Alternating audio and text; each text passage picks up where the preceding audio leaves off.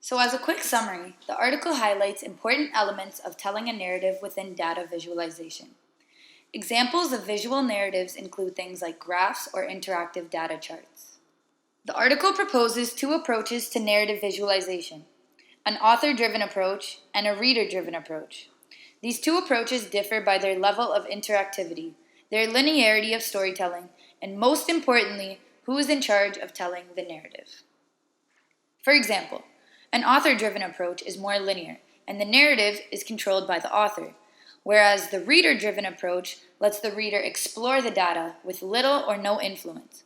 However, most visual narratives are often a mix of both reader-driven and author-driven. Because of this mix, a few hybrid models have become common, three in particular. The MARTINI glass structure begins with an author-driven approach, which is like the stem of the glass. Then the reader-driven approach takes over so they can explore the data on their own. This is the upper half of the glass.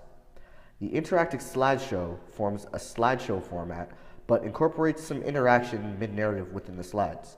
An example of this would be those annoying WMIS trading slides required by the government. And finally, the drill-down story, which presents a general theme and then allows the user to choose among particular instances of that theme to reveal additional details.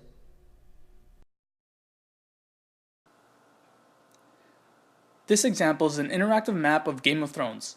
This map not only shows the fictional world of Westeros, but allows the reader to scroll through a timeline slider and see where their selected characters travel to throughout the show. By selecting a character or characters, viewers are allowed to build a visible narrative within the map. This example is both author and reader driven. It's author driven in the sense that the story has already been created, and annotations, filters, and texts allow you to navigate the map more easily.